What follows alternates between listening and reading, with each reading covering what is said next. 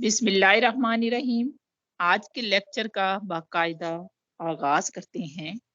सबसे पहला जो दीवाने गालिब की गजल है उसका तीसरा शेर जो है आज हम उसको करेंगे। शेर है, जज्बाए बे इख्तियारे शौक देखा चाहिए, जज्बाए बे इख्तियारे शौक देखा चाहिए, सीनाए शमशीर से बाहिर है दम शमशीर का। गालिब का एक बहुत खूबसूरत शेर है। इस शेर की तशरीह से पहले इसकी लुगत को देख लेते हैं। जज्बा कहते हैं इरादे को, शौक को, बेख्तियार जिस पर इख्तियार ना हो, जिस पर मर्जी ना चले, यानी शौक, ख्वाहिश, लगन। सीनाए शमशीर, शमशीर कहते हैं तलवार को, और तलवार जो होती है वो गोलाई में मुड़ी हुई है।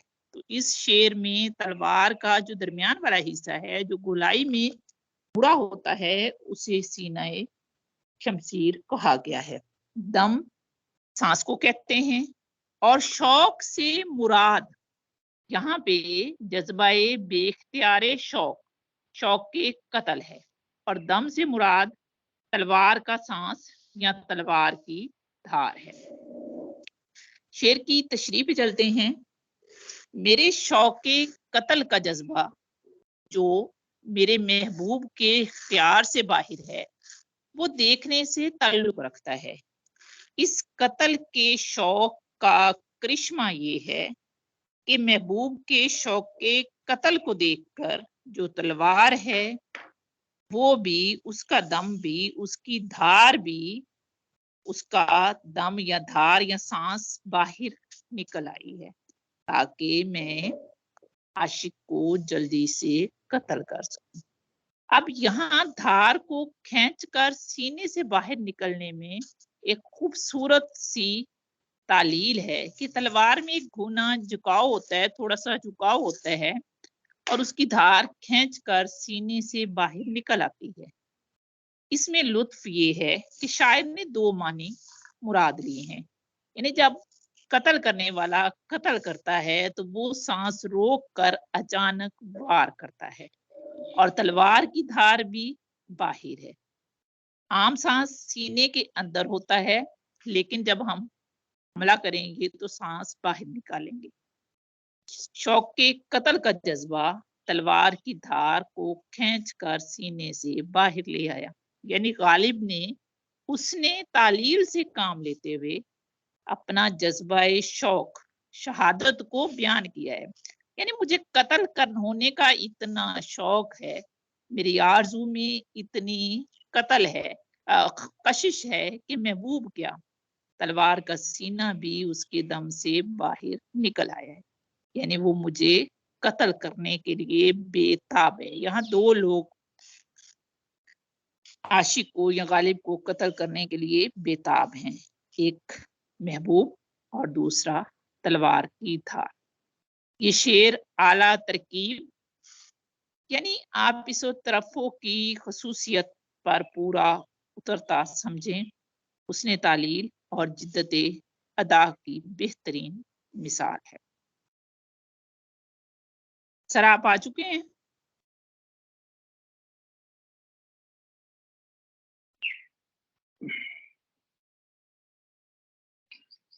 अस्सलाम वालेकुम जी, मेरी आवाज सब तक पहुंच रही है?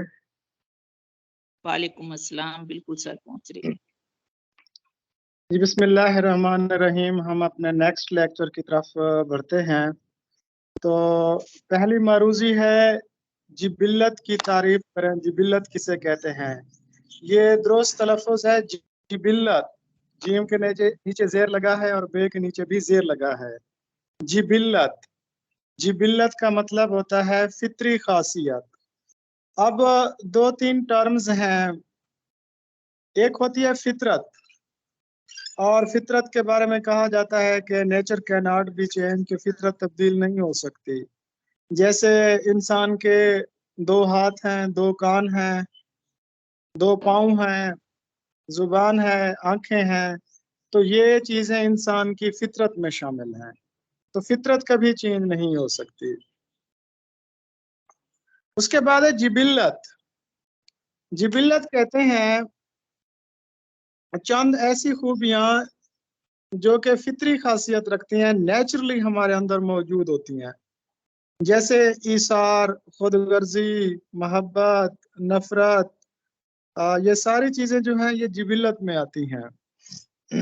और एक और लफ्ज होता है कसबी, कसब से निकला है, यानी कि ऐसी खूबी जो हम रियाजत, मेहनत या मशक्कत से हासिल करते हैं, यानी कि कोई ऐसा पेशा जिसे हम सीखते हैं।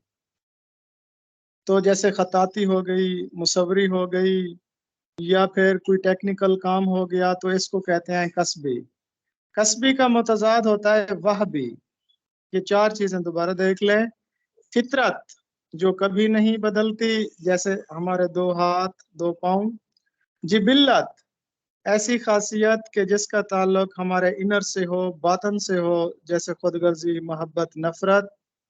कसब, ऐसी खासियत जो हम रियाजत, मेहनत या मशक्कत से हासिल करें।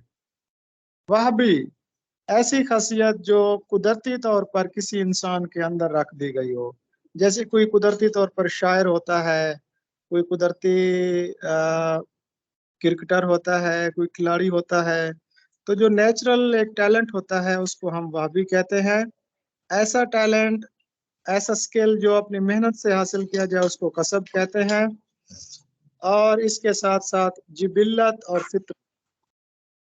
तो फितरत ऐसी चीज को तब्दील ना हो सके, जैसे हमारे दो हाथ, दो पाँव।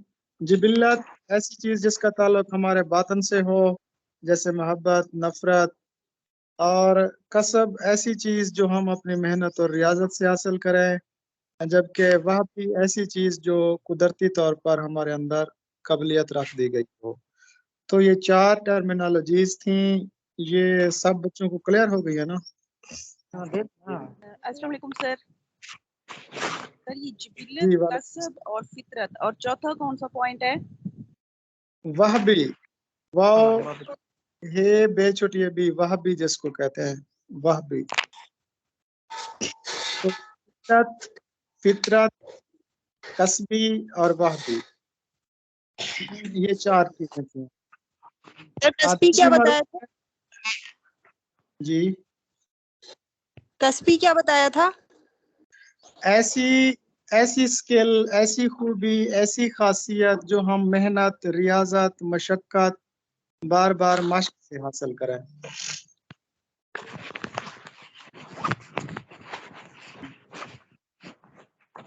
अच्छा जी, उसके बाद दूसरी मारूजी है गुदगुदाना। गुदगुदाना का मतलब होता है छेड़ना, उकसाना या ख्वाहिश पैदा करना। आमतौर पर एक लफ्ज इस्तेमाल किया जाता है कि मौसम की गुदगुदी, मौसम की गुदगुदी। अच्छा, तीसरी मारूजी है लैलो नहार। लैल कहते हैं रात को और नहार कहते हैं दिन को, यानी रात और दिन। ये मुरक्कब अत्फी है। तो मुरक्कब कहते हैं दो या दो से ज्यादा लफ्जों के मजमूए को हम मुरक्कब कहते हैं। अगर दो अल्फाज के दरमियान वाव अत्फ आ जाए तो उसको हम मुरक्कब अत्फी कहते हैं।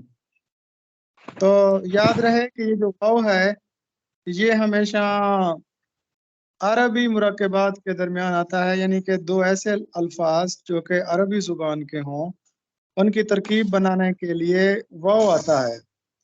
और दो ऐसे अल्फाज कि जिनके दरमियान, जिनको आपस में मिलाना हो, तरकीब बनाना हो, तो कसरा इजाफी लगाते हैं, तो वो फारसी के होते हैं। तो ये मुरक्कब अतफी भी है और इसमें सनत तजाद का भी इस्तेमाल किया गया है। तो लैलो नहार मुरक्कब अतफी है और इसमें सनत तजाद भी है। चौथी मारूजी है तमव्वुज। तमव्वुज मौज से निकला है, तमव्वुज यानी मौज में आया हुआ।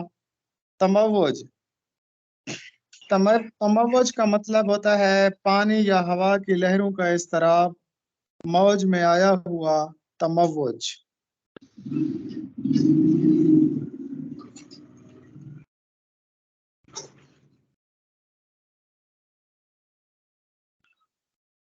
اس کے بعد چھٹی معروضی ہے. یہ ایک مشہور مصرع دیا جاتا ہے کہ اس کا دوسرا مصرع بتائیں. 100 میں ہوتا ہے ایک غلام خراب. عام طور پیپر میں یہ مصرع دیا جاتا ہے اور پوچھا جاتا ہے کہ یہ کس کا شعر ہے، یا دوسرا مصرع لگا کر یا پہلا مصرع لگا کر شعر مکمل کیجئے. 100 میں ہوتا ہے ایک غلام خراب.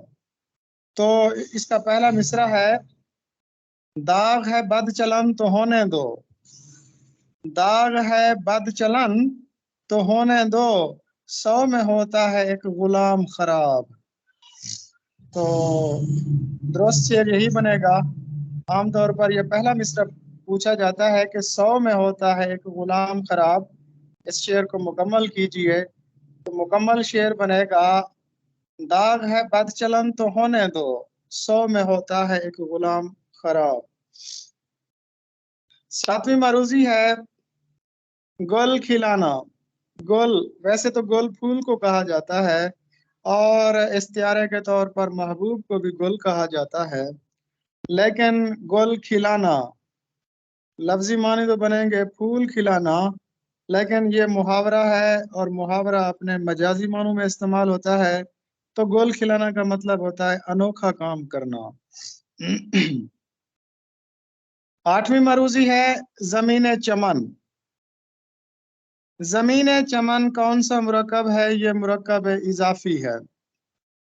اب آپ کو بتا دیں کہ مرکبات 2 قسم کے ہوتے ہیں. ایک ہوتا ہے مرکب تام اور دوسرا ہوتا ہے مرکب ناقص. تام ایسا مرکب کہ جس کا معنی سمجھ میں آ جائے، جو اپنے پورا مفہوم ادا کرے، اور ناقص ایسا جملہ یا ایسا مرکب کہ جو اپنے پورے معنی واضح نہ کرے. تو زمین چمن، زمین چمن یعنی چمن کی زمین. یہ جو زیر ہے یہ کا کی کے معنی دے رہا ہے. زمین چمن، چمن کی زمین. تو یہ مرکب اضافی ہے. مرکب اضافی ہمیشہ مضاف اور مضاف الیہ سے مل کر بنتا ہے. مضاف اور مضاف الیہ سے مل کر بنتا ہے. جیسے میں کہتا ہوں گلاب کا پھول، تو اس میں مضاف کیا ہے اور مضاف الیہ کیا ہے؟ اب اس میں جو گلاب ہے وہ مضاف ہے اور پھول جو ہے وہ مضاف الیہ ہے. اسی طرح یہ ان کی آپس میں ایک نسبت ہوتی ہے، ایک قسم کا تعلق ہوتا ہے. اضافت کے لغوی معنی تعلق کے ہیں. تو یہ مرکب اضافی ایسا مرکب جو 2 جملوں کے درمیان ایک تعلق، ایک واسطہ، ایک لگاؤ کا اظہار کرتا ہے. جیسے میں کہتا ہوں کہ جاوید کی کتاب. اب کتاب کا تعلق جاوید سے جوڑا جا رہا ہے، تو جاوید اصل مالک ہے تو وہ مضاف ہو گیا، اور کتاب جو ہے وہ مضاف الیہ ہو جائے گی. زمین چمن گل کھلاتی ہے کیا کیا، بدلتا ہے رنگ آسماں کیسے کیسے. یہ خواجہ حیدر علی آتش کا تصوف کا حامل ایک شعر ہے، اور یہ بحر متقارب یعنی فعولن فعولن فعولن فعولن میں لکھا گیا ہے. زمین چمن گل کھلاتی ہے کیا کیا، بدلتا ہے رنگ آسماں کیسے کیسے. تو خواجہ حیدر علی آتش کا یہ شعر بحر متقارب میں یعنی فعولن فعولن فعولن فعولن میں کے ارکان میں لکھا گیا ہے. خواجہ حیدر علی آتش کا آپ سب کو علم ہے کہ وہ دبستان لکھنؤ کے حقیقی نمائندہ شاعر تھے، جبکہ دبستان لکھنؤ کے بانی شیخ امام بخش ناسخ ہیں، اور اس کے جو نمائندہ شاعر ہیں وہ خواجہ حیدر علی آتش ہیں. تو اسی بحر اور اسی جی سر میں دوبارہ شیئر کر دوں. زمین میں امیر منائی کی بھی ایک ملتی جلتی غزل ہے. زمین چمن گل کھلاتی ہے کیا کیا بدلتا ہے رنگ. تو وہ ان کی جو غزل ہے نا وہ ہے ہوئے نامور بے نشاں کیسے کیسے. تو ان دونوں غزلیات کو ذرا پڑھ کے دیکھ لیجئے گا. وہ اسی زمین میں اور اسی بحر کافر ردیف میں لکھی گئی ہے، لیکن اس کے اشعار اور ہیں. ہوئے نامور بے نشاں کیسے کیسے. جبکہ خواجہ حیدر علی آتش کہتے ہیں کہ زمین چمن گل کھلاتی ہے کیا کیا. اچھا جی، درست لفظ ہے اغماس. ایک ترکیب استعمال ہوتی ہے عفو و اغماس. سر سید ہمیشہ عفو و اغماس کرتے تھے. اغماس کا مطلب ہوتا ہے دوسروں کی غلطیوں پر درگزر کرنا، چشم پوشی کرنا، معاف کر دینا. تو درست لفظ ہوتا ہے اغماس.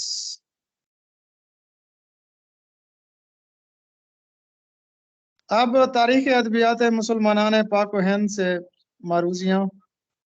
مضمون نویسی کا آغاز کہاں سے ہوتا ہے؟ تو ایسے رائٹنگ جس کو کہتے ہیں، ایک ہوتا ہے مضمون ایسے اور ایک ہوتا ہے انشاء یا لائٹ ایسے جس کو کہتے ہیں. تو ایسے اور لائٹ ایسے دونوں کا بانی، یعنی مضمون اور انشائیہ دونوں کا بانی سر سید احمد خان ہے. تو مضمون کسے کہتے ہیں؟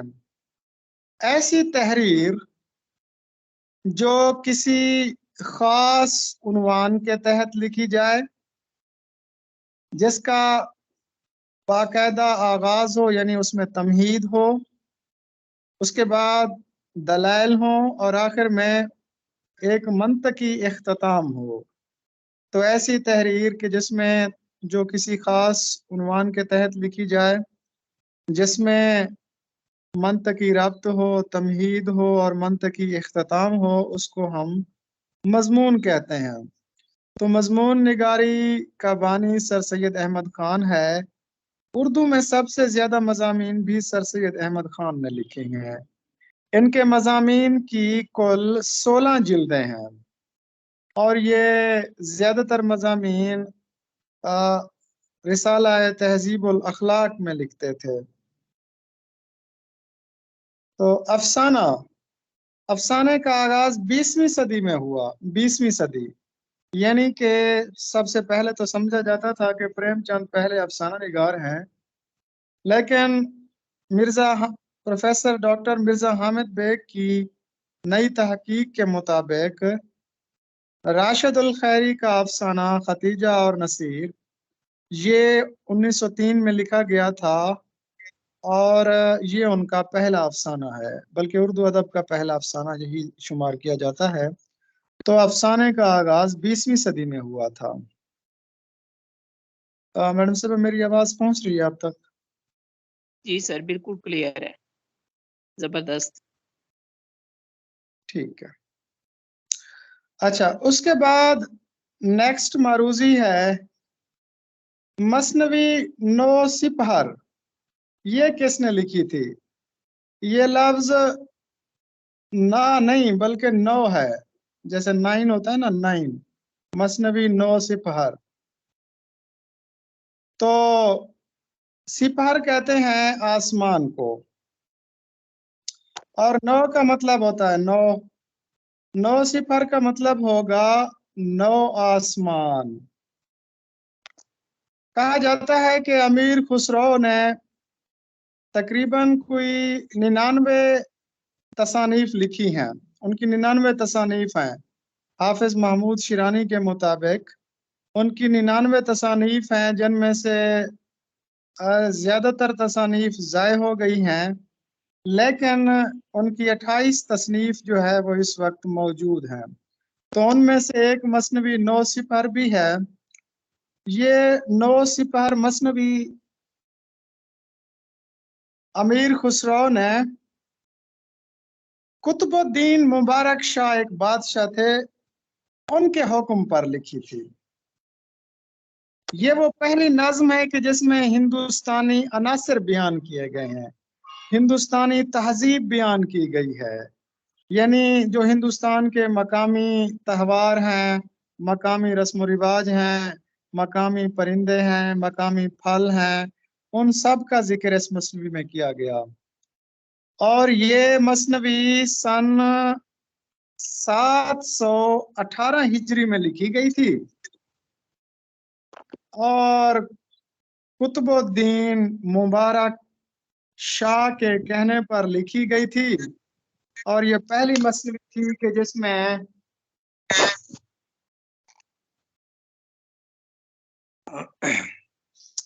جس میں ہندوستانی عناصر کو بیان کیا گیا تھا، اور اس کے معنی ہوتے ہیں 9 آسمان کے۔ اور یہ وہ مثنوی ہے کہ جس کے بدلے میں امیر خسرو کو ایک ہاتھی کے برابر سونا انعام دیا گیا تھا۔ ایک طرف ہاتھی اور دوسری طرف اشرفیاں یعنی سونا رکھا گیا تھا۔ ایک مثنوی کے بدلے میں امیر خسرو کو ایک ہاتھی کے برابر سن 718 عیسوی میں سونا دیا گیا تھا۔ تو قطب الدین مبارک شاہ کے کہنے پر یہ مثنوی لکھی گئی تھی۔ اچھا، اس کے بعد نیکسٹ کویسچن ہے، ایک مثنوی ہے نوسرہار۔ نوسرہار یہ بنیادی طور پر یعنی کہ 9 سرہار یعنی کہ 9 ابواب پر مشتمل ہے، اور اس میں یہ ایک طویل مثنوی ہے۔ اس کا جو موضوع ہے وہ کرب و بلا ہے، یعنی کہ واقعہ کرب و بلا اس کا موضوع ہے۔ تو یہ مثنوی لکھی ہے اشرف بیابانی نے۔ اکثر لوگ اس کو بیابانی پڑھتے ہیں، بیابان نہیں، یہ بے پر زبر ہے، بیان، بیابان۔ بیابان کہتے ہیں صحرا کو، جنگل کو، ویرانے کو۔ تو ان کا اصل نام شاہ اشرف الدین تھا، اور ان کا تخلص اشرف تھا، اور ان کی جو عرفیت تھی وہ بیابانی تھی۔ شاہ اشرف الدین اشرف بیابانی۔ تو 909 ہجری میں انہوں نے اپنی مشہور زمانہ مثنوی نوسرہار لکھی، اور عام طور پر شاہ اشرف الدین اشرف کی ایک تصنیف کے متعلق ضرور پوچھا جاتا ہے۔ ان کی 3 تصانیف بڑی مشہور ہیں، یعنی کہ 3 مثنویاں ہیں ان کی جو بڑی مشہور ہیں۔ ایک ہے لازم المبتدی، دوسرا ہے واحد باری، اور تیسرا ہے نوسرہار۔ تو یہ درست لفظ بیابان ہے۔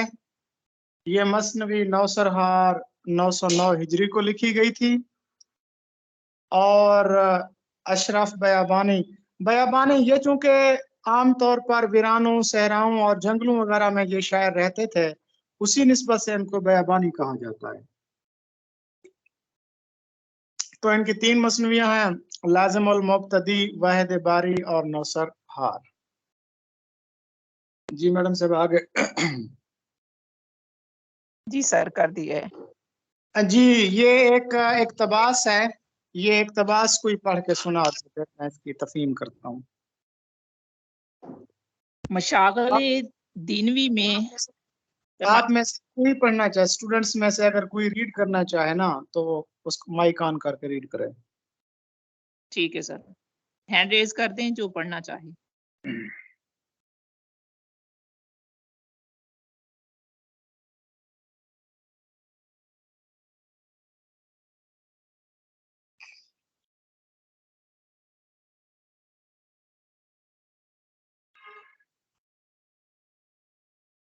جی میڈم صاحبہ، کوئی طالب علم نہیں پڑھنا چاہتا؟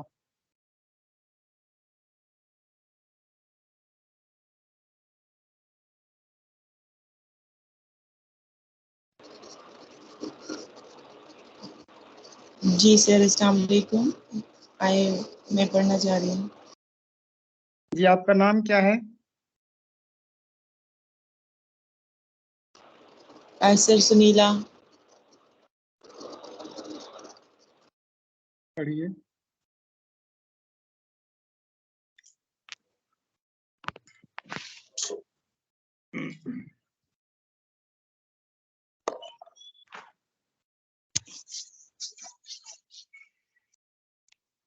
अस्सलाम वालेकुम जी वालेकुम सलाम। सर, मैं पढ़ दूं?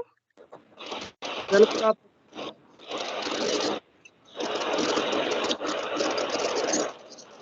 सर सर, मैं स्टार्ट पढ़ करूं? दूं इसको? पढ़ दें।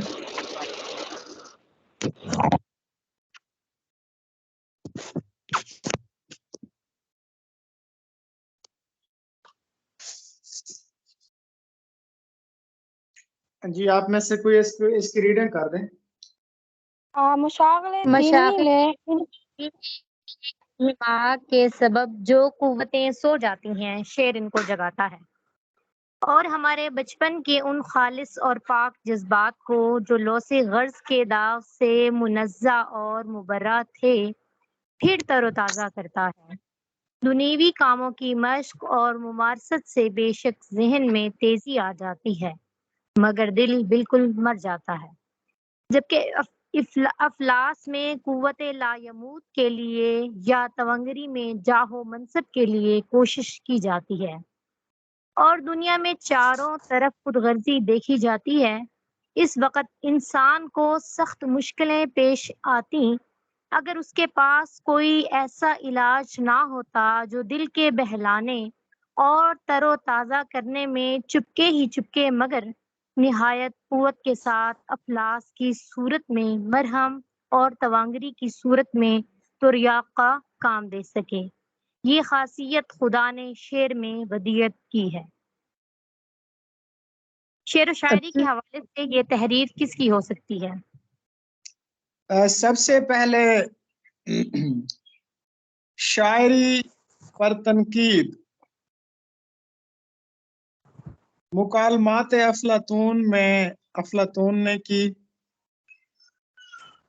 तो वो तो ये कहते थे कि मेरी मिसाली रियासत में शायर के लिए कोई जगह ही नहीं है। शायरी और मुसव्वरी इन दोनों को अफलातून ने नापसंद किया कि शायर ख्याली दुनिया में रहता है। इसके जवाब में फिर उनके जो शागिर्द थे एरिस्टोटल, जिसको दुनिया अरस्तु के नाम से जानती है, उन्होंने सबसे पहले बाकायदा शायरी का तस्वर दिया था अपनी किताब फन शायरी में। एक है पोइटिक्स, जिसका तर्जुमा शेरियात के नाम से किया गया, अजीज अहमद ने किया, शमसुर रहमान फरूकी ने भी किया। लेकिन एक और किताब भी थी, उसका नाम था फन शायरी। अब उसमें उन्होंने सबसे पहले तस्वर दिया। उसके बाद फिर इसी तरह इस्लाम का एक तस्वर भी है कि शोरा जो है वो गुमराह करते हैं, लेकिन वो कौन से शोरा है जो गुमराह करते हैं? हालांकि हसन बिन साबित रज़ियल्लाहु तआला अन्हु भी शायर थे। ये किसी और दिन इस पे डिस्कस करेंगे। तो तमाम क्लासिकी नकादों ने भी शायरी का एक तस्वर पेश किया था। ये अल्ताफ हुसैन हाली तो बेचारे मौलवी थे, दिल्ली में एक मदरसे से पढ़े हुए थे, आलम थे। तो इनको क्या क्या पता कि शायरी क्या है। और हालांकि अच्छे शायर थे और उनके बारे में मिर्जा असदुल्ला खान गालिब ने कहा था कि मैं किसी को शायरी का मशवरा नहीं देता, लेकिन अगर तुम शायरी ना करोगे तो खुद पे जुल्म करोगे। अच्छे शायर थे। मुसद्दस हाली लिखी। हिंदुस्तान में सबसे ज्यादा तफसीर के बाद, कुरान मजीद की तफसीर के बाद जो सबसे ज्यादा शाये हुई वो मुसद्दस हाली थी। लेकिन उसका जो तस्वर था वो भी बाकायदा तस्वर नहीं था। ये तस्वर कैसे बना? हाली जब लाहौर गवर्नमेंट बुक डेपो में मुलाजमत उन्होंने की, तो इनको जो अंग्रेजी से तर्जुमा शुदा, उर्दू में तर्जुमा शुदा कुतुब थी, उनकी नजरसानी का मौका मिला। तो फिर ये मिल्टन के ख्यालात से सबसे ज्यादा मुतासिर हुए। تو یہ جو اقتباس انہوں نے نقل کیا ہے نا، یہ دراصل ان کی اپنی تحریر نہیں ہے، بلکہ یہ اسی ملٹن کی تحریر کا اردو ترجمہ ہے۔ تو پہلا سوال پڑھیں، اس کا کیا ہے میڈم؟ سوال پڑھیں۔ اوکے سر، شعر و شاعری کے حوالے سے یہ تحریر کس کی ہو سکتی ہے؟ جی یہ تو میں یہ نے بھی آپ کو ڈیٹیل بتا دی کہ مقدمہ شعر و شاعری میں یہ اقتباس الطاف حسین حالی جو اس مغربی تحریر کا مفکر تھے مناسب ملٹن، اس حوالے سے بیان کیا اس ہے۔ اب تحریر آپ کو یہ پتہ چل گیا ہے کہ یہ جو عبارت ہے یہ مقدمہ شعر و شاعری سے لی گئی ہے۔ آگے جی، اب اس دوسرا تحریر سوال۔ کا مناسب عنوان کیا ہونا چاہیے؟ جی سر۔ اچھا، مولانا الطاف حسین حالی نے جو اس کا عنوان تجویز کیا تھا نا، وہ تھا شعر کی عظمت۔ اب کتاب والوں کو چاہیے کہ آپشن میں وہی شعر کی عظمت آپشن میں دیتے، لیکن انہوں نے وہ شعر کی عظمت والا آپشن نہیں دیا، اور اس کے علاوہ باقی 4 آپشن دے دیے۔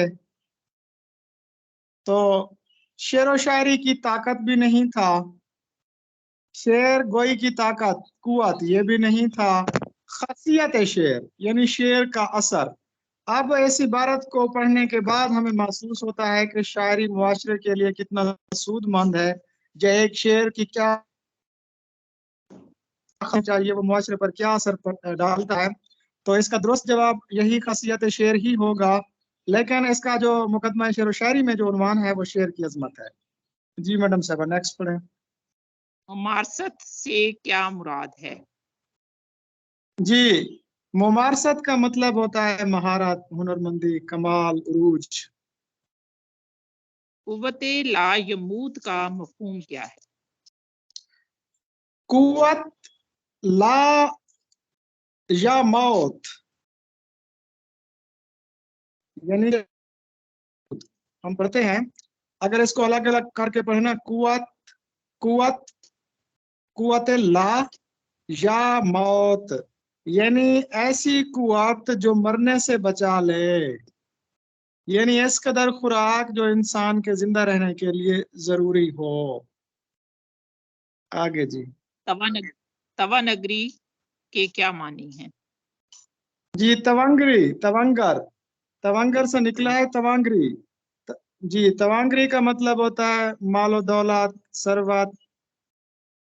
تو ایک بڑا خوبصورت شعر ہے، جو مل گئے تو تونگر، نہ مل سکے تو گدا، ہم اپنی ذات کے اندر چھپا دیے گئے ہیں۔ بہت ہی خوبصورت شعر ہے، جو مل گئے تو تونگر، نہ مل سکے تو گدا، جو مل گئے تو تونگر یعنی اگر اپنی ذات کا ادراک حاصل ہو گیا تو یوں سمجھے ہم مالدار ہو گئے، یعنی کہ اپنے معرفت ہو گئی۔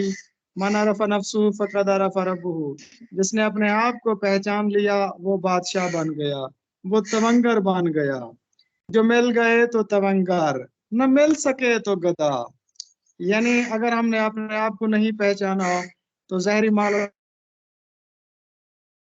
دولت کو جی سر، جو مل اگلا گئے تو سوال ہے تونگر، نہ مل سکے تو گدا، ہم اپنی ذات کے اندر چھپا دیے گئے ہیں۔ تو کوشش کریں بچوں کے لفظوں جو شعر بھی پڑھیں نا، کم از کم اس کی تفہیم آپ کو آتی ہو۔ ضروری نہیں ہے اس کی تشریح کے لیے آپ شرح ڈھونڈیں، نہیں، اس کی تفہیم خود کریں، ایک تفہیم، فہم و ادراک کی ایک صلاحیت پیدا کریں اپنے اندر۔ جو مل گئے تو تونگر، نہ مل سکے تو گدا، ہم اپنی ذات کے اندر چھپا دیے گئے ہیں۔ یہ جی سر، احمد مائک خطیب کا ایک کیسا شعر ہے۔ جی نیکسٹ پڑھیے۔ جی سر، اسی عبارت کی تخلیص کا کیا اصول ہے؟ اس پر ڈسکشن ہماری ہو چکی ہے، 1/3 ایک تہائی۔ جی سر، یہ میں نے کہا کوے کو خاموش کروا لوں۔ رسم مشائیت سے کیا مراد ہے؟ جی رسم مشایت، رسم مشایت، میم پر پیش ہے، یہ پر زبر ہے، عین پر بھی زبر، رسم مشایت۔ یہ ہندوستانی تہذیب میں جب کوئی مہمان آپ کے پاس آتا ہے تو آپ اسے کچھ دور چھوڑنے کے لیے، رخصت کرنے کے لیے اس کے ساتھ جاتے ہیں، تو اس رسم کو رسم مشایت کہا جاتا ہے۔ جی آگے جی میم۔ جی سر، دختر رزق کی ترکیب اردو میں مستعمل ہے جس کا معنی ہے، مفہوم سر۔ جی دختر رز کی ترکیب اردو میں مستعمل ہے جس کا مفہوم یہ ہے، دختر رز، دختر کہتے ہیں بیٹی کو،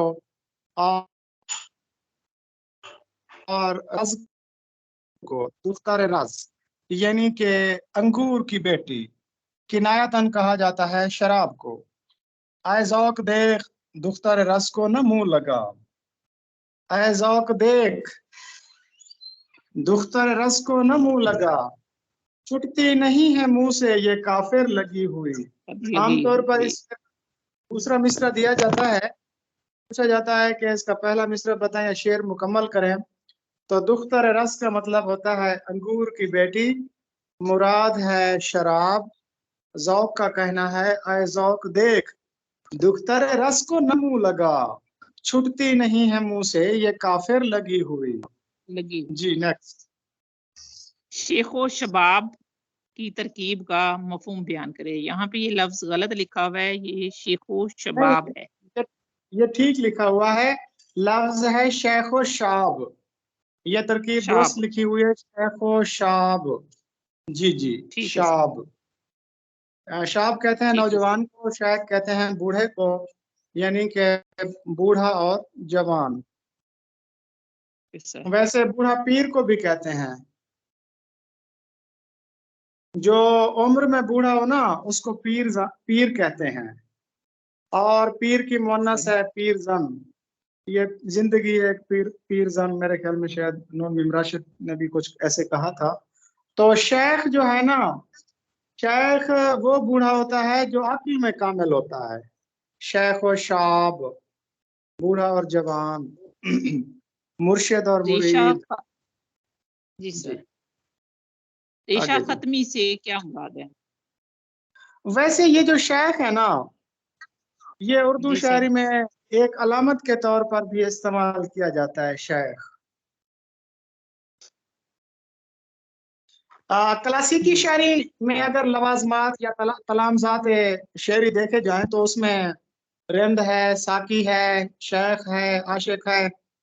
تو شیخ جو ہے نا، جس کو بعض اوقات وائس بھی کہا جاتا تھا، غالب نے اسے وائس کہا ہے، اور میر تقی میر نے اسے شیخ کہا ہے۔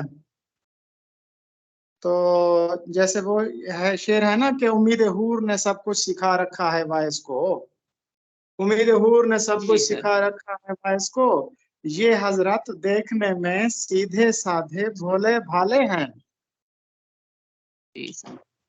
تو شیخ جو ہے یہ ٹھیک ہے سر، جو ہے نا اپنا اس میں ظاہر اور باطن میں تضاد کی علامت بھی ہے، لیکن شیخ و شاب یہاں پر اس کے لفظی معنی پوچھے گئے ہیں، اس کے علامتی معنی نہیں پوچھے گئے۔ تو شیخ کے معنی بوڑھا بھی ہوتا ہے، اور شیخ کے معنی ایسا شخص کہ جس کے ظاہر اور باطن میں تضاد ہو، جیسے وہ میر نے بھی کہا تھا نا، بہت خوبصورت شعر ہے نا میر کا،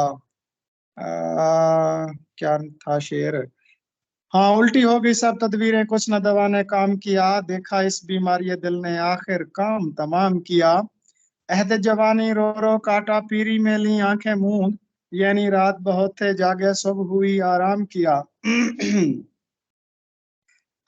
پھر میر کہتے ہیں کہ شیخ جو ہے مسجد میں ننگا رات کو تھا مے خانے میں، جبا خرقہ کرتا ٹوپی مستی میں انعام کیا۔ تو یہ شیخ پر ایک طنز اور چوٹ تھی۔ آگے جی۔ ریشہ ختمی سے کیا مراد ہے؟ سر یہ ختمی ہوگا یا زیر ہے نا اس کے نیچے؟ یہ ختمی، ریشہ ختمی، ٹھیک ہے۔ तो रेशा कहते हैं फाइबर को या जड़ को कहते हैं, रेशा फाइबर या जड़। खत में एक खास किस्म की जड़ होती है जो कि यूनानी दवाई में इस्तेमाल की जाती है, और इसके लुग़वी मानी तो हैं एक खास किस्म का पौधा, उसकी जड़ को रेशा खत्मी कहा जाता है, लेकिन इसका मतलब होता है बहुत हंसने वाला, जल्दी खुश हो जाने वाला, इन तरह के मानों में इस्तेमाल होता है। तो यहाँ उसके मुरादी मानी किनायतन मानी पूछे गए हैं, तो रेशा खत्मी के किनायतन मानी होंगे बहुत ज्यादा हंसने वाला। सुबह जी सुबह बनारस शाम अवध, सर ये दुरुस्त तरकीब यही जी, बनती उसका है। तलफ़्फ़ुज़ मैं जरा ठीक कर देता हूँ। सुबह बनारस, बनारस भी नहीं है, बनारस भी नहीं है, बिनारस भी नहीं है, बल्कि बे पर जबर है और रे पर भी जबर है। सुबह बनारस, सुबह बनारस। सुबह बनारस शामी अवध। अब ठीक है सर। शाम अवध, ये लफ्ज ओध भी नहीं है बल्कि अवध। अवध एक रियासत का नाम था हिंदुस्तान में, रियासत है अवध, लखनऊ जिसमें ये इलाके शामिल हैं। तो ये इलाके, अगर बनारस, वैसे बनारस की साड़ी भी बड़ी मशहूर है, बनारसी ठाक भी बड़े मशहूर थे, उनकी भी एक तारीख है, और बनारस की सुबह भी बड़ी मशहूर है, सुबह अब नहीं बनारस। बोले। वो होता ये है कि बनारस दरियाए गंगा के किनारे जो है ना एक शहर आबाद है, और आपको पता है सुबह सुबह, सुबह सुबह जो हिंदू हैं वो स्नान करते हैं, वहां पर गुस्ल करते हैं गंगा में, यानी कि गंगा नहा कहते हैं ना जिसको, गंगा नहाते हैं, गंगा में नहाते हैं। तो वहां पर वो जो हसीनाएं हैं, जब वो वहां पर नहाती हैं तो वो मंजर बड़ा दिलकश और खूबसूरत होता है। तो उसी हवाले से फिर कहा गया है, हसीना ने बनारस की वजह से सुबह बनारस का लफ्ज इस्तेमाल किया गया है। जो अलसुब और गंगा के घाट पर नहाती हैं, तो सुबह बनारस, सुबह बनारस यानी कि बनारस की खूबसूरत सुबह। उसके बाद शाम अवध। अगर हम अवध को देखें ना, तो अवध जो है ये एक शहर था। कहा जाता है कि शाम के वक्त अवध की गलियां जो हैं, गलियां बाजार और चौक, ये बड़े इसमें चहल पहल होती, बड़े खूबसूरत मनाजिर होते हैं। तो वो जैसे कहते हैं ना कि हर शब बारात थी, तो इस तरह का मंजर था। तो अवध में शाम खूबसूरत होती है, और सुबह बनारस, बनारस की सुबह खूबसूरत होती है। आप में से कोई बता सकता है कि रात किस इलाके की खूबसूरत होती है?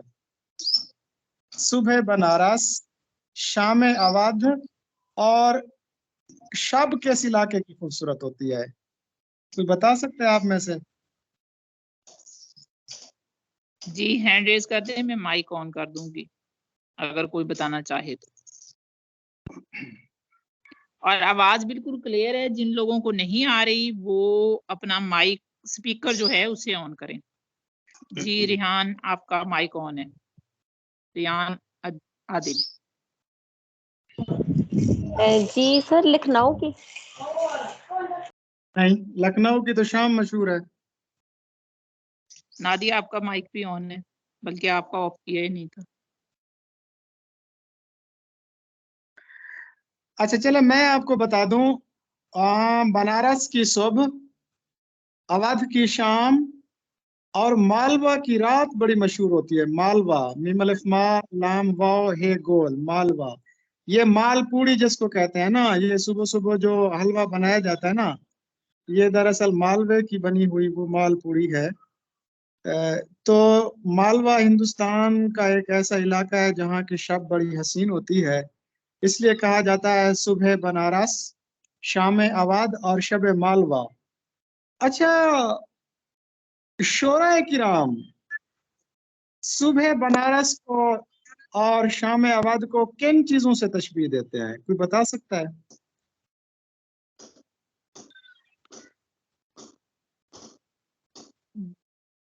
जी रियान, नादिया और इकरा सलीम के माई कौन है? इनमें से कोई बताना चाहे तो। देखें, जिनको कंफर्म आते हो वही बताएं, ऐसे आए बाएं शाएं ना हो। सर मैं एक दफा सबके माइक ऑफ कर रही हूँ, फिर दोबारा जो हैंड रेज करेगा अच्छा, हैंड लोअर कर रही हूँ। चले मैं बता दूं कि शाम अवध ये शोराए किराम महबूब की जुल्फों को शाम अवध से तशबीह देते हैं, यानी जुल्फ यार को शाम अवध से तशबीह दी जाती है। और रुख दिलदार को सुबह बनारस से तशबीह दी जाती है। बस बाज़ों का शेर आ जाता है ना कि उसमें सुबह बनारस का लफ्ज़ इस्तेमाल किया जाता है, तो फिर पूछते हैं कि जी सुबह बनारस को शायर किस चीज से तशबीह दे रहा है, तो वो रुख दिलदार से तशबीह देते हैं। और शाम अवध को जुल्फ यार से तशबीह दी जाती है। जी नेक्स्ट मारूजी पढ़िए। वलंदेजी गुफ्तगू से क्या मुराद है? वलंदेज कहा जाता है हॉलैंड को या डच को। ये इंग्लैंड के साथ जो मुल्क है ना हॉलैंड, डचेस जिसको कहा जाता है ना, यहाँ पर वो लोग सबसे पहले आए थे डच। ये बड़े मगरूर किस्म के और प्रौढ़ी किस्म के होते थे, इनको अपनी जुबान व बयां और अपनी तहजीब पर फख्र था, तो और ये फख्र का इजहार करते थे। तो वलंदेज दरअसल हॉलैंड को कहा जाता है, डचेस जिनको कहते हैं। वलंदेजी गुफ्तगू, डींग की गुफ्तगू, यानी कि तकब्बुर वाली, मुतकब्बिराना गुफ्तगू। नेक्स्ट पढ़ें जी। जी सर। रजायत अदबी इस्तिलाह है, इसका मफहूम क्या है? जी रिजायत का तो आपको पता है कि उम्मीद परस्ती को रिजायत कहते हैं ना। गम नकास फाख्ता उड़ाना सर। नासिर काज़मी का शेर जरा सुनाइए ना मुझे। गम ना कर जिंदगी पड़ी है अभी, सर इस टाइम नहीं आ रहा ध्यान में। वक्त अच्छा भी आएगा नासिर। ये आएगा। जी सर। आगे जी। कम न कर जिंदगी।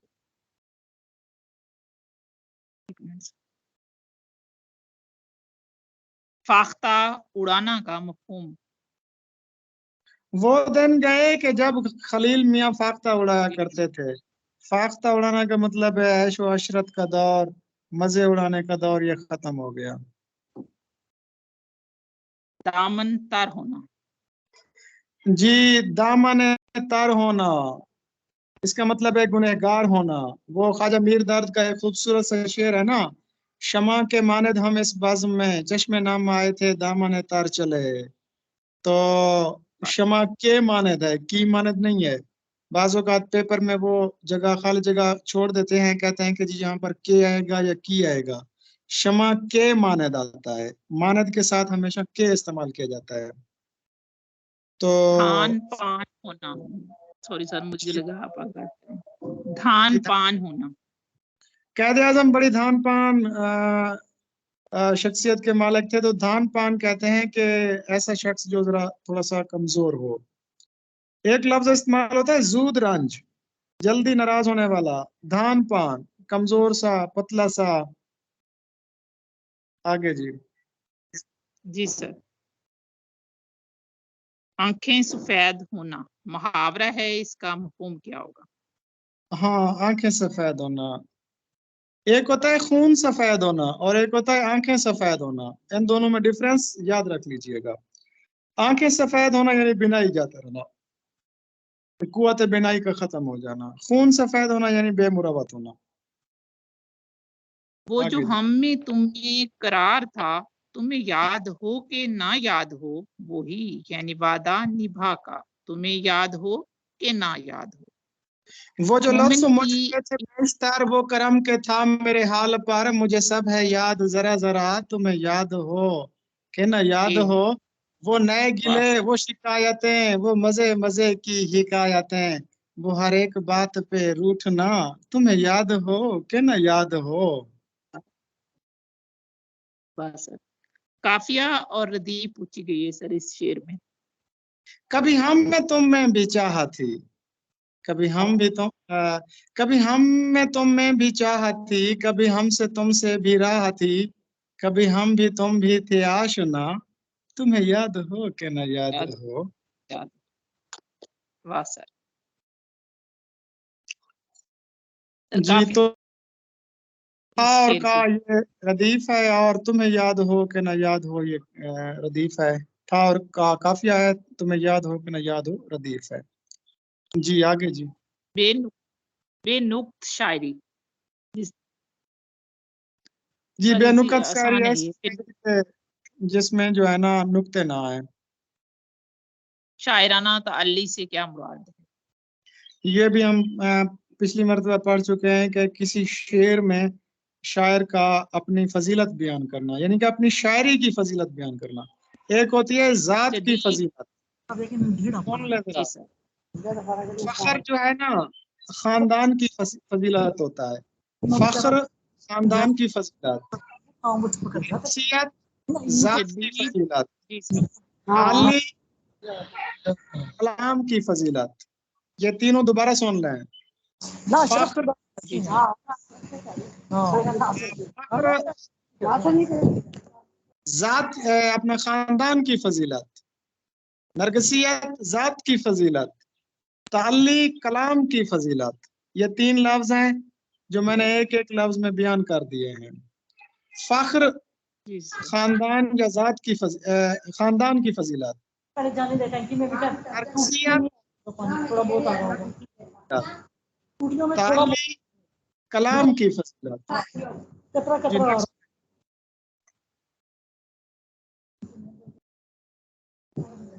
मैडम साहब नेक्स्ट पढ़िए। सर ये माइक ऑफ कर लो 1 मिनट। जी सर।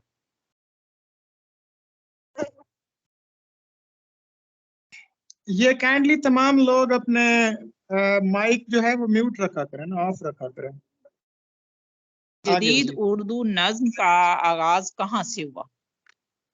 और जदीद उर्दू नज्म का आगाज तो आपको पता है अल्ताफ हुसैन हाली और मौलाना मोहम्मद हुसैन आजाद की शायरी से हुआ। इससे पहले नजीर अकबर आबादी ने भी नज्म गोई शुरू कर दी थी। उनको पहला नज्म गो शायर कहा जा सकता है और पहला अवामी शायर भी उनको कहा जा सकता है।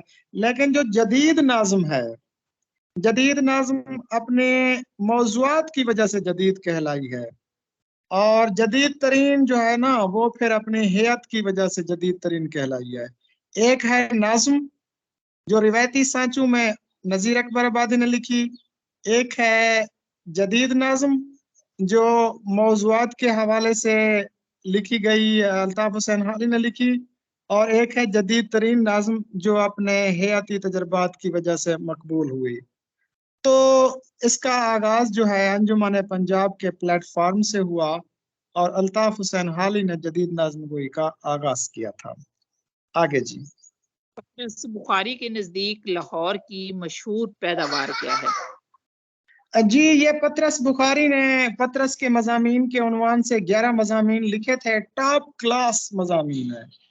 मुझे तो वो मजमून भी अच्छा लगा है, मैं एक मियाँ हूँ, वो भी जबरदस्त है। और वो जो कुत्ते जब बेहतरीन है मुशायरा सर। करते हैं, और कुत्ते जो मुशायरा करते हैं वो भी जबरदस्त टॉप क्लास है। एक कुत्ता जो है वो तरह मिसरा देता है और फिर बाकी उस पर गिरा लगाते हैं, वो भी शानदार है। और एक जो मजमून है अपना हास्ट ये अपना क्या कहते हैं लाहौर का जोग्राफिया, जिसमें लाहौर के मसाइल को उजागर किया गया है, ये भी बड़ा बेहतरीन है। इसमें ये बताया गया है कि लाहौर की जो मशहूर पैदावार है ना वो तलबा हैं। और फिर तलबा की 4 किस्में बताई गई हैं उसमें। एक है जलाली जो बात जलालुद्दीन अकबर बादशाह वाले ख्यालात रखते हैं। दूसरे हैं जमाली जो बनते संवारते रहते हैं। तीसरे हैं ख्याली जो फलसफी होते हैं और हर वक्त नजरिया तनासुख अवागान वगैरह पर बहस करते हैं। और चौथे हैं खाली तलबा जो जैसे आते हैं वैसे ही दोबारा वापस चले जाते हैं। तो तलबा मशहूर पैदावार है और अकसाम उसकी 4 हैं जो मैंने आपको बता दी हैं। जी आगे मैडम साहबा। बकौल सर अब्दुल कादर एक मर्तबा इल्लामा इकबाल ने मुसम्मम इरादा कर लिया था कि वो शेर नहीं कहेंगे और जो वक्त शायरी में सर्फ होता है उसे किसी और मुफीद काम में सर्फ करेंगे, मगर उन्होंने अपना इरादा तर्क शायरी तर्क कर दिया। किसके समझाने पर? اچھا میں آپ کو بتاتا چلوں کہ یہ جو پروفیسر آرنالڈ تھے یہ علی گڑھ کالج میں پرنسپل تھے اور سر سید احمد خان کے دوست تھے. یہ فرانسیسی زبان جانتے تھے. ان کا اصل نام تھا سر ٹامس واکر آرنالڈ. سر ٹامس آکر آرنالڈ. تو یہ برٹش اورینٹلسٹ تھے، برطانوی مستشرق تھے. اسلامی فنون لطیفہ سے ان کو دلچسپی تھی اور شبلی نعمانی جب عربک پڑھاتے تھے علی گڑھ کالج میں، سر سید بھی ہوتے تھے، پروفیسر آرنالڈ بھی وہاں پر پرنسپل تھے. یہ جو انجمن ترقی اردو ہے نا، اس کی بنیاد بھی اسی آرنالڈ نے رکھی تھی. پھر جب سر سید کا انتقال ہو گیا تھا تو یہ جو ہے نا ادھر چلے آئے تھے، گورنمنٹ کالج لاہور میں آئے تھے. یہ بیسیکلی فلاسفی پڑھاتے تھے اور علامہ اقبال نے ان سے فلسفہ پڑھا تھا. تو علامہ اقبال کو اعلیٰ تعلیم کے لیے یورپ جانے کا مشورہ بھی انہوں نے دیا تھا. ایک مرتبہ اقبال جو ہے وہ مطلب تھک گئے تھے کہ شاعری کو کار زیاں سمجھنے لگے تھے، تو پروفیسر آرنالڈ نے ان کو مشورہ دیا تھا کہ آپ شاعری ترک نہ کریں. جی نیکسٹ پڑھیں میڈم صاحبہ. خواجہ میر درد شاعر ہیں جبکہ خواجہ حسن نظامی نثر نگار، پھر دونوں میں قدر مشترک کیا ہے؟ یہ بھی سر ڈسکس ہو چکا ہے میرے خیال میں. تصوف یہ ہو چکا ہے جی. یہ ان دونوں کے کلام میں جو ہے نا کام میں تصوف موجود ہے. ہر شعر میں، ہر سطر میں، ہر لفظ میں تصوف موجود ہے. کون سا جملہ درست ہے؟ وہ مجھ سے نظریں چراتا ہے، آنکھیں چراتا ہے، نظر چراتا ہے، نگاہیں چراتا ہے. بس وہ ایک انڈین گانا ہے، وہ یاد رکھ لیں. نظریں ملی دل دھڑکا میری دھڑکن نے کہا، تو اس سے یاد رکھ لیں نظریں ملانا آنکھیں چرانا. ٹھیک ہے جی. نظریں ملانا ہوتا ہے جیسے وہ گانا ہے نا، نظریں ملی دل دھڑکا میری دھڑکن نے کہا. تو نظریں ملانا اور آنکھیں چرانا. اچھا جی چرانا بھی ہوتا ہے میڈم صاحبہ، صرف آنکھیں چرانا نہیں ہوتا، جی چرانا بھی ہوتا ہے. جی سر. ایک شعر ہے بڑا خوبصورت. جی چرانا اور اس پہ ہائے ستم، آپ آنکھیں چرائے بیٹھے ہیں. یعنی پہلے تو جی چرائے بیٹھے تھے ہم سے، اور اس پر یہ ستم کیا کہ اب آنکھیں بھی ہم سے چرا لی ہیں. تو آنکھیں چرانا، نظریں ملانا، جی چرانا اور اس پہ ہائے ستم، آپ آنکھیں چرائے بیٹھے ہیں. جی آگے جی. کون سا جملہ درست ہے؟ عاقبت اندیش غریبوں کو ستاتے ہیں، بعد عاقبت اندیش ستاتے ہیں، عاقبت نا اندیش ستاتے ہیں، اور عاقبت بد اندیش سب سے پہلے یہ لفظ دیکھیے، یہ لفظ ہوتا ہے اندیش، اور اگر آپ نے اس کے آگے سابقہ نا لگا دیا نا تو یہ بن جائے گا نا اندیش. اب نا اندیش کے ساتھ عاقبت کا لفظ لگا دیں تو یہ بن جائے گا عاقبت نا اندیش. سب سے پہلے اندیش، اس سے آگے نا، اس سے آگے پھر عاقبت. عاقبت نا اندیش یہ درست ٹرم ہوگا. آگے جی. جی میں آپ کا شکر گزار ہوں، میں آپ کا مشکور ہوں، میں آپ کا شکر ادا کرتا ہوں، میں آپ کا شاکر ہوں. سر درست بتانا ہے. جی یہ غلط العام ہے. اکثر کہا جاتا ہے جی میں آپ کا مشکور رہوں گا. مشکور کا مطلب ہوتا ہے جس کا شکریہ ادا کیا جائے. تو جو ادا کرنے والا ہے نا وہ شکر گزار ہوتا ہے. میں آپ کا شکر گزار رہوں گا. جی آگے جی. نظم معرہ کون سی صنف نظم ہے؟ صنف نظم ہے. معرہ کا مطلب ہوتا ہے آزاد، پاک، ننگا، بے لباس. تو ایسی نظم جی بتا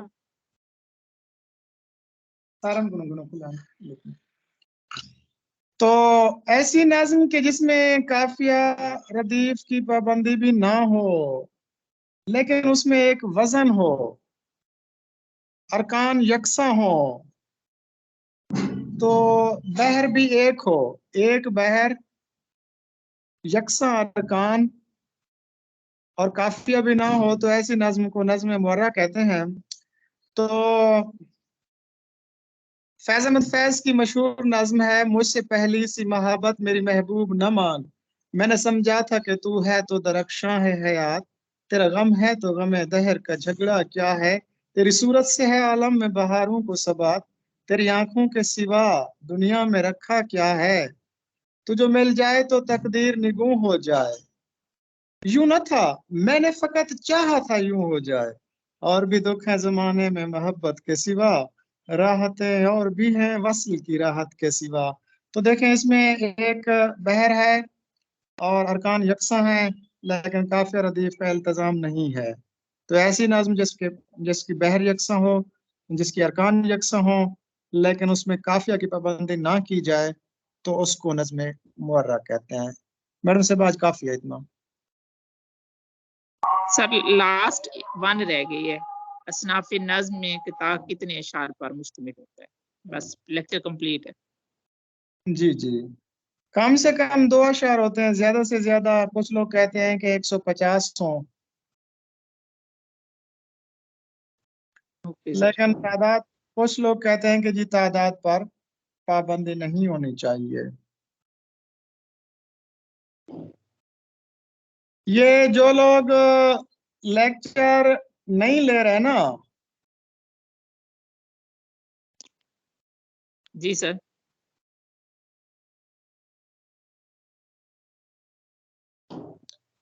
ये असनाफ नाज़म में कितने अशार पर मुश्तमिल होता है, तादाद पर पाबंदी नहीं होती, इसको आप पाबंद नहीं कर सकते। Okay sir. अगर सर लफ्ज़ इस्तेमाल होता है ना, अगर लफ्ज़ इस्तेमाल होता है कि किताब में कम से कम कितने अशार होते हैं, लफ्ज़ कम से कम होता तो फिर 2, कितने हैं तो फिर तादाद पर पाबंदी नहीं। अगर लिमिट ओके सर। दें कि ज्यादा से ज्यादा 150, ये थोड़ा सा डीप, जरा थोड़ा सा समझने की कोशिश करें। किता के साथ अगर कम से कम हो तो 2 अशार, ज्यादा से ज्यादा का लफ्ज हो तो 150, जस्ट ये पूछा जाए कितने तो फिर तादाद पे पाबंदी नहीं। सर बच्चे सवालात का पूछ रहे हैं, तो आज लेक्चर था क्योंकि 3 है, तो फिर इनको क्या कहना है? वो छुट्टियों यानी की वजह डिस्कस। से, क्योंकि 3 दिन मिस हो गया था ना लेक्चर, वरना आज तो इंटरव्यू सवाल जवाबात होते, डिस्कशन होती, तो अब तो वक्त नहीं है ना।